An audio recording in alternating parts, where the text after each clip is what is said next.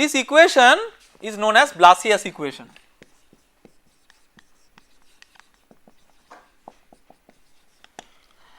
This is a ordinary differential equation, but it is not a simple linear ordinary differential equation with which most of you are very familiar. So this does not have any analytical solution, but this may be solved numerically by many ways, and we will not go into the numerical techniques of solving this equation. This is not a course on numerical analysis, but I mean there are straightforward ways. For example, it is possible to decompose this equation into 3 coupled ordinary differential equations of first order. This is a third order. You may decompose this into 3 coupled first order equations, and then for each of those you may use a technique known as fourth order Runge-Kutta method, or any Runge-Kutta method is fine, so long as you can cast these in the form of an initial value problem. You will see, we will see that what are the boundary conditions first, let us see, and we will find out whether it is possible to cast it in an initial value problem. So what are the boundary conditions? This is a third order equation, it will require 3 boundary conditions. So boundary condition first, at eta equal to 0, eta equal to 0 is what? Eta equal to 0 is the surface of the plate. What is the value of f? Capital F, now you remember that capital F is the having the significance of a stream function. Along a streamline, the value of stream function is a constant, and the surface of a solid boundary is always like a streamline. Why? Because there is no flow across it. Streamlines are imaginary lines in the flow field where there is no flow across it. So the solid boundary here, the flat plate, is like a streamline. Question is, when it is like a streamline, what is the value of the stream function? That is up to you, because stream function is a relative quantity. See, you have u equal to del psi del y.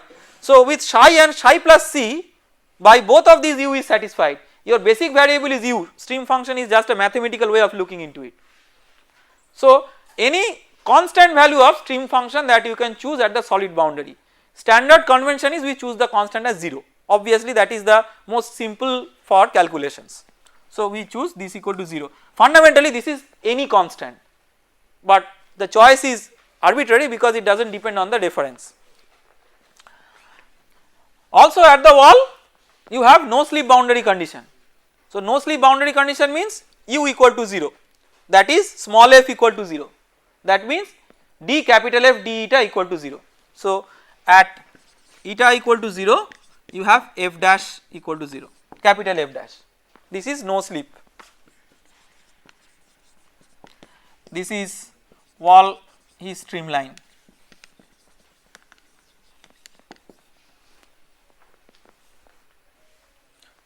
And what else?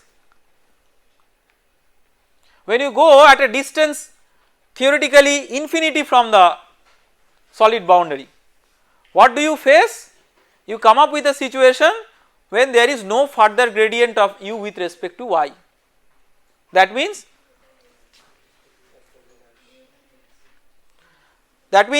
small f is a constant, that means d capital F d eta is a constant, that means d2 capital F d eta 2 is 0, that means as eta tends to infinity f double dash equal to 0, that is basically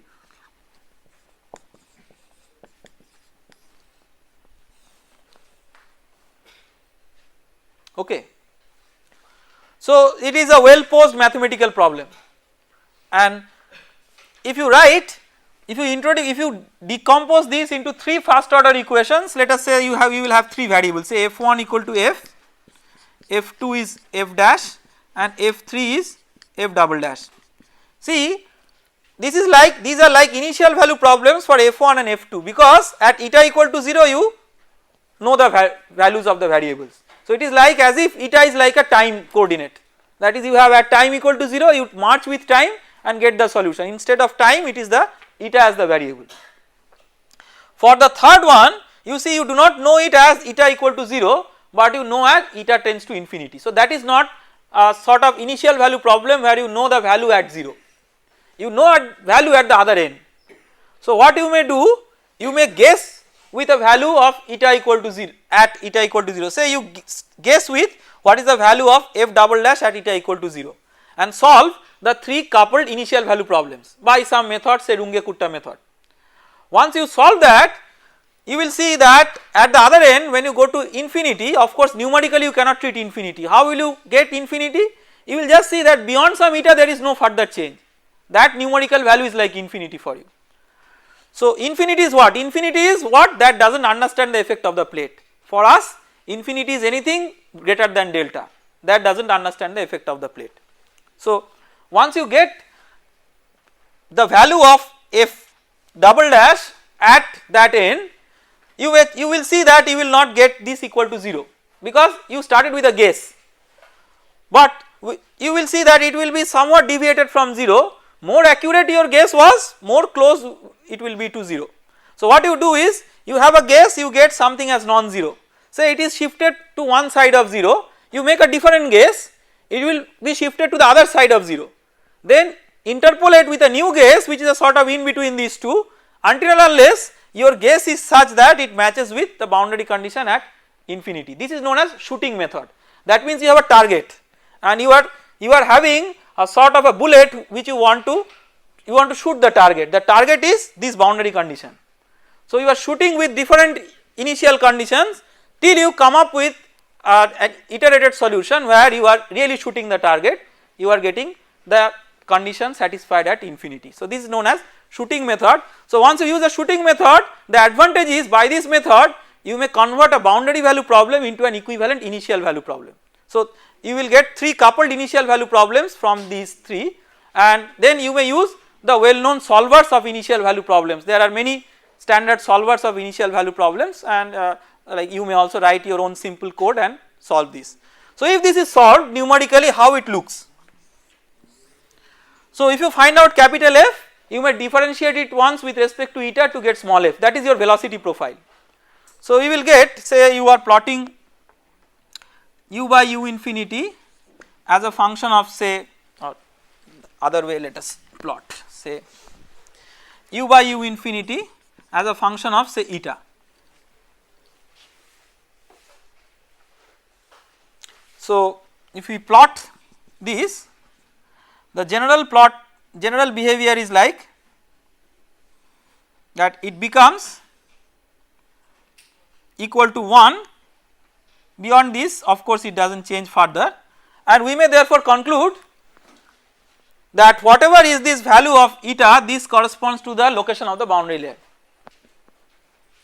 right, because the velocity has become almost the free stream velocity. So this is f, so this is f versus eta plot, and this value is roughly 5 if you do it numerically. So what we may conclude out of this?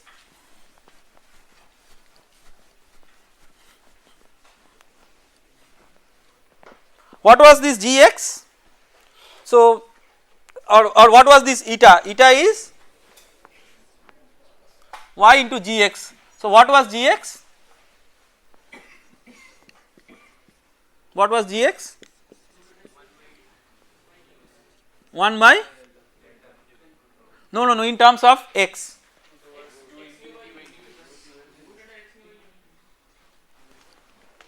square root of u infinity nu x by u infinity,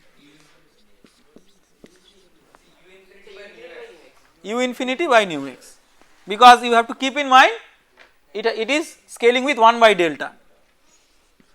So whatever it is, 1 by square root of x should be there. So there are certain, see this is one thing, like for all exams you tend to mug up, there is nothing wrong with it, but you get a lot of pleasure in mugging. The problem is there is nothing wrong if you intelligently mug up.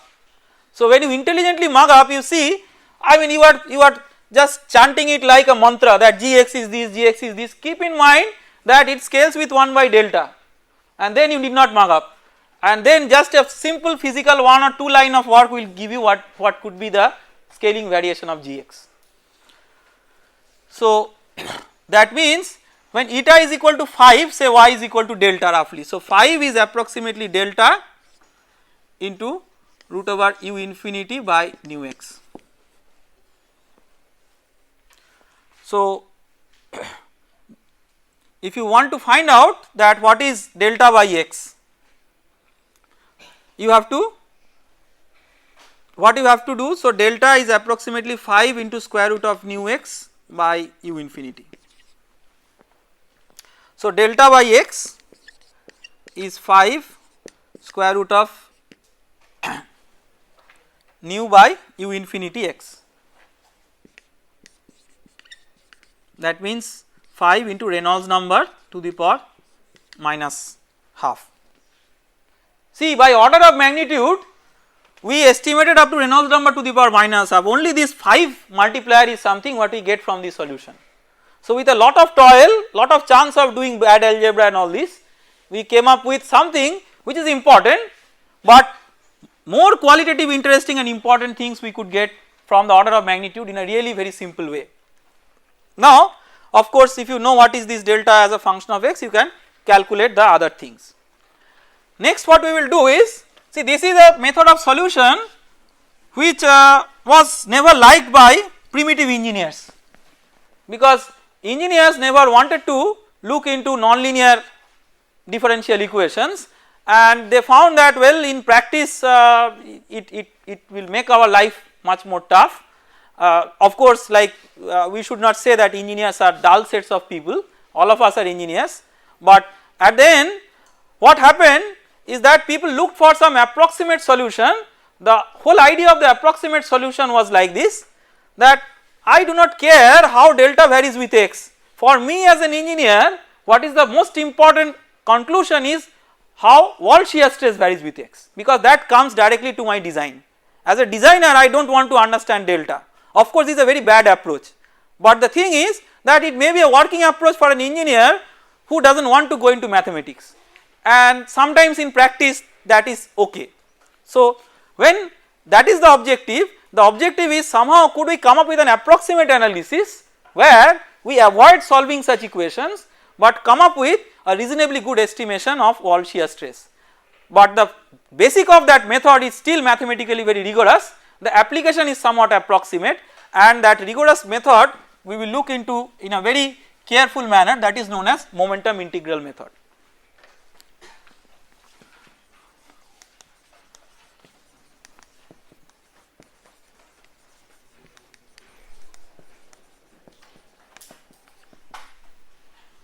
For boundary layer analysis, we will take the example of flow over a flat plate.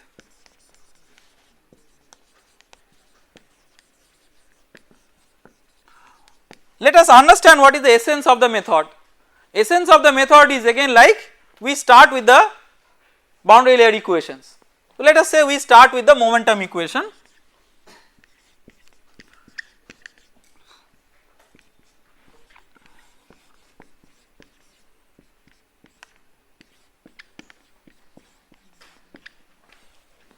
See, what is the method? The keyword is the name of the method, momentum integral.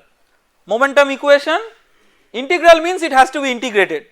So what we are basically trying to do in this method is we are integrating the momentum equation over something. What is that something? That something is across the boundary layer. So we are integrating this with respect to y, all the terms, with a range of y from y equal to 0 to y equal to delta.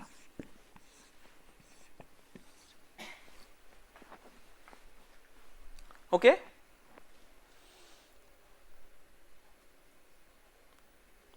Now when you do that, let us see that what simplification we get out of this.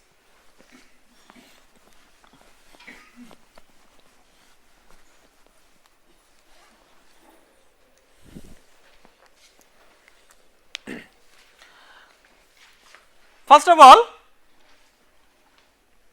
let us consider this term. So let us call these as term 1, term 2 and term 3. Let us write separately terms 1, 2 and 3. So term 1,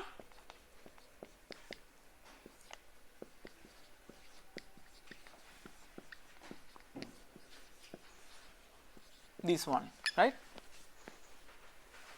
Term 2, for term 2 let us integrate by parts, because you have already a du dy type of thing. When it is integrated, it will give you u. So we integrate it by parts by considering this as the first function and this as the second function. Okay. So the term 2 will become first function into integral of the second minus integral of derivative of first into integral of the second. Right. So in terms of the first, see, it is v at delta into u at delta. So what, let us say v at delta is v infinity, that is what symbol we have used, into u at delta is u infinity minus v at 0 into u at 0, both are 0, v at 0 because of no penetration, u at 0 because of no slip, minus, now you may use the continuity equation and write this as minus of del u del x by continuity. So this becomes this plus integral of 0 to delta. So this is term 1, right. So the left hand side becomes v infinity u infinity plus 2 into term 1. So u infinity into v infinity plus this one.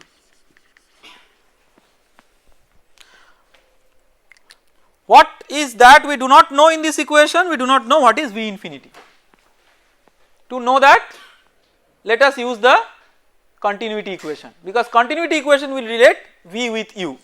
So next what we do is we write the continuity equation and integrate it across the boundary layer, just as we did for the momentum equation.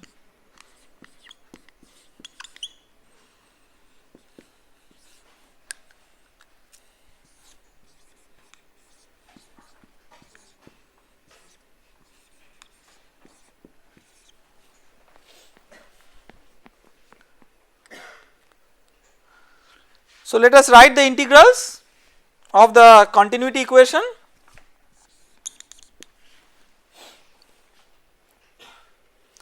This term we do not disturb, we just write it as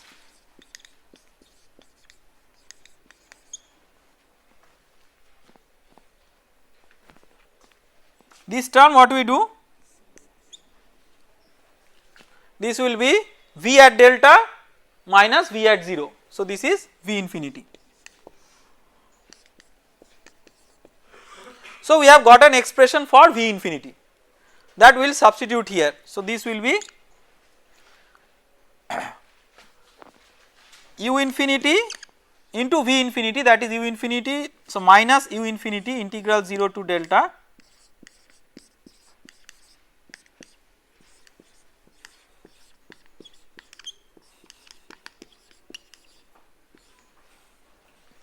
okay. So at least we have eliminated v, sorry,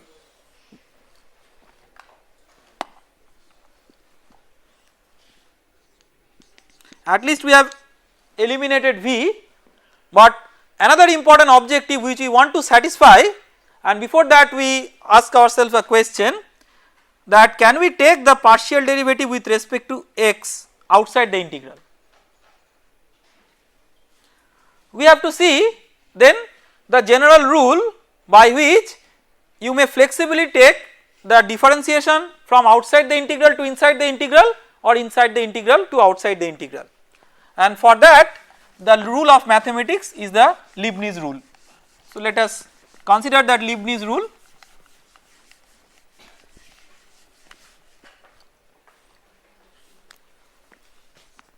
Leibniz rule is for differentiation under integral sign.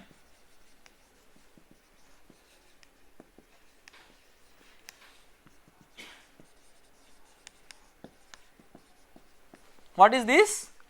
if you have a function say f, so say d dx of integral f x y dy, where the limits of integration are one function of x to another function of x,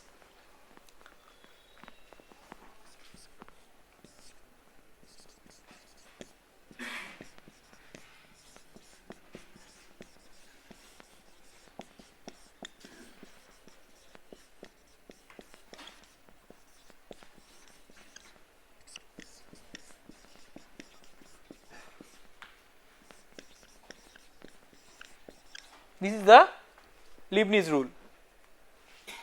Okay. So you can clearly see that if the limits of integration are not functions of x, then you may easily keep the derivative inside and outside without any problem. But here what are the limits of integration? See, there is a limit of integration delta which is itself a function of x. Therefore, let us try to apply this. Say in one case our function of concern is u square, another case is u. So let us take an example. Example 1, say f is equal to u. So you have d dx of f equal to u, ax equal to 0 and bx equal to delta. Okay. So you have d dx of integral 0 to delta u dy is equal to 0 to delta plus fx delta. Okay. So f is u at x and delta, what is that? So the function is substituted at x equal to x and y equal to delta. So what does it become? U infinity into d delta dx, minus it is 0 because a is 0, so that is fine. If you take a second example as f equal to u square, then similarly you will get this as d dx of 0 to delta u square dy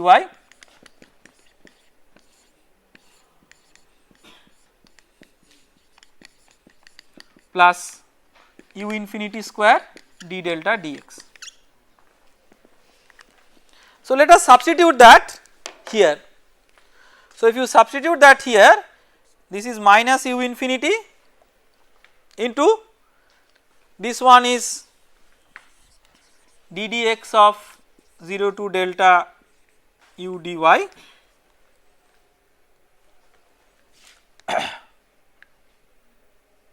minus u infinity d delta dx. That is for the first term. For the second term,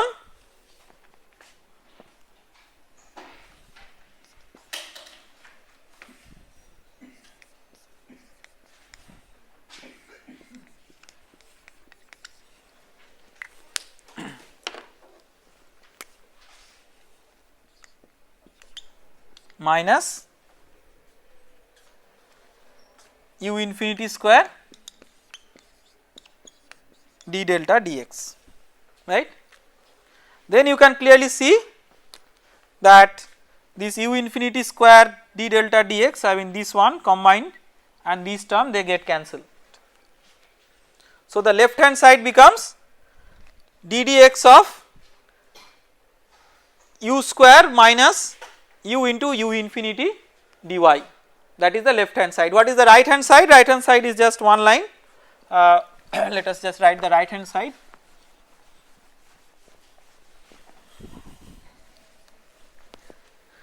So the right hand side is, that is a term 3, that is integral of nu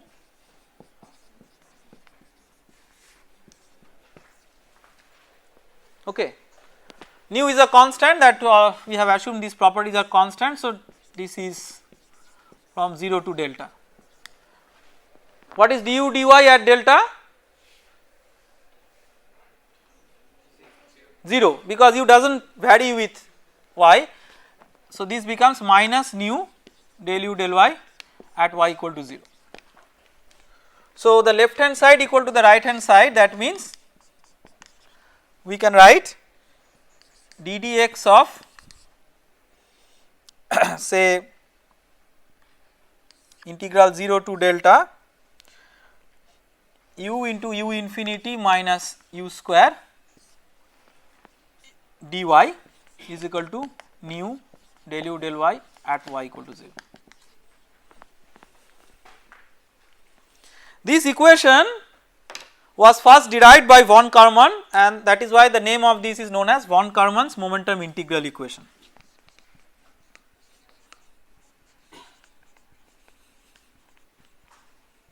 Momentum integral equation. So, this is basically an integral form of the momentum equation when integrated within the boundary layer or across the boundary layer. What is the advantage that it is giving? Let us just look into it briefly. So, you know that what is the objective of us to calculate the wall shear stress? What is wall shear stress? That is mu del u del y at y equal to 0. That means the right hand side we may write as nu into tau wall by mu. So, tau wall by rho.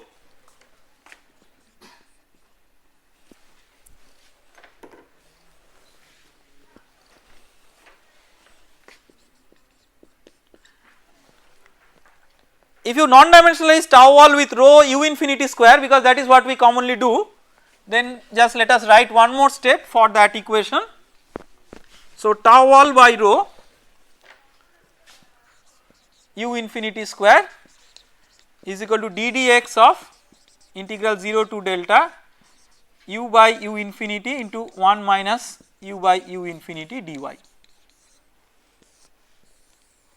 So, this is a very useful engineering expression or mathematical expression with no approximation. See, where will approximation come? This is perfect.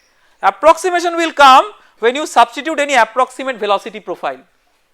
So, if you do not know a velocity profile, you may still make a guess of u by u infinity, do this integration, and that will sort of give you a relationship between tau wall and delta. So, if you know how delta varies with x, you will get variation of tau wall with x. So, that depends on the substitution of an approximate velocity profile. So, how to do that? That means how to make the use of the momentum integral equation to get an expression estimation for tau wall and say even delta approximately, that we will take up in the next class. Thank you.